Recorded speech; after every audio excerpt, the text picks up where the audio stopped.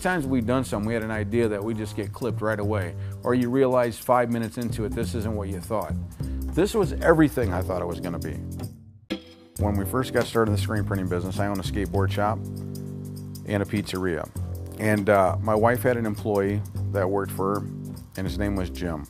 But what happened is, I went to pick Jim up one morning, and then his garage was cluttered full of equipment. I asked him what that stuff was, and Jim told me that that is his parents' screen printing business that they closed down, and they had this equipment.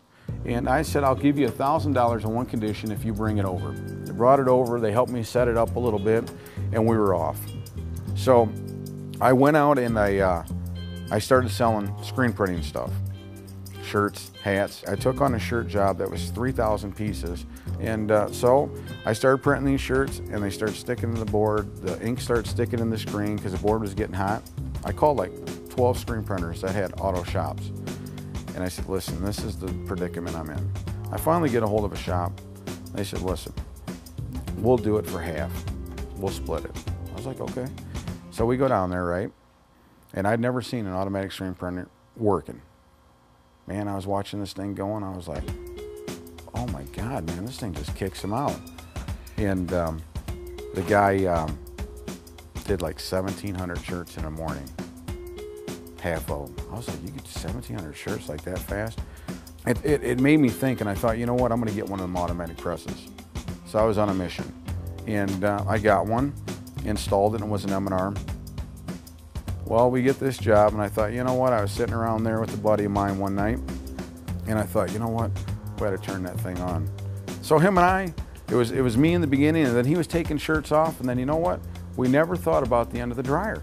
We were so excited this thing was going, like, right? You know, if you manual print, it's like, shh, or it's not, there's no shh, it's just you. You might make that noise. You're just pulling the squeegee, flashing it, pulling the squeegee. This thing, man, it was like, boom, boom, boom. We just sent them through the dryer. And then I was like, oh man, I went back to the dryer, they're on the floor, you know. I said, hey, we need one more person if we're gonna do this. The next day we hired somebody. It was just go, go, go, go, go. And when I say go, I mean, we probably hit that year 300,000.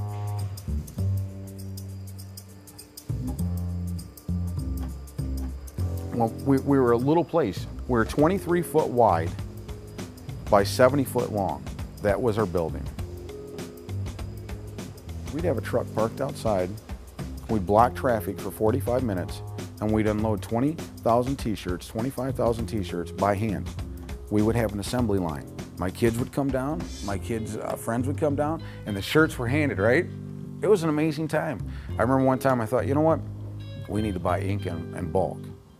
I don't know why we bought that ink. To this day, I need to get rid of some of that ink. I mean, I've had it for years, but it was just pure excitement.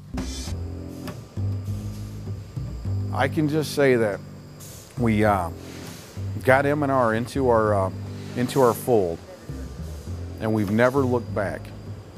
I would call places and find out what they use. And I would ask them, what are the problems that you had? Would you buy again? How was the service? That's what's important to understand, is you're buying a package deal. You're buying service. More than the equipment, the service is the most important thing. When you talk to Rich Hoffman, you know that you're getting kind of the, when I say uncle, I mean, he's not old enough to be my uncle. You know that you're getting that uncle talk. You know, the stern, but hey, this is how it works. I remember he was sitting here with my wife, and oh, actually they're on the floor. And my wife was like, Rich, I'm busy. And he goes, well, I'm not gonna be in your way. And she goes, I don't know, something's gotta change here. She goes, it just ain't gonna work. And he goes, that's what I'm here for, is to help. And my wife thought, yeah, what, put systems in place? She's thinking, help, what the hell? She, you know, my wife's thinking to herself, she told me later, she goes, I got stuff to do today. I'm all for the system down the road. But today I got to hit the UPS truck, you know? So he's over there pulling shirts off of my son for about 40 minutes. I look out there, I'm talking to Lon Winters, right? And Lon's like, yeah, we're gonna move this. And you know, I think, I'll tell you what, you got a good thing going here. I look out there and there's Hoffman pulling shirts, right? I don't say anything. I'm like, okay. I look about 20 minutes later, he's still pulling shirts. And I'm sitting there thinking, my God, you know, I went out there, I said, what are you doing? He goes, I'm fine, we're getting it done. So, I mean, that's what M&R has done for us. You know, I mean, the equipment is great. I mean, we don't have any issues with it. We just don't. I don't know, you know, when they come to interview, I'm sitting here thinking, what am I going to tell them about the M&R equipment? There ain't a whole lot to tell them. It works.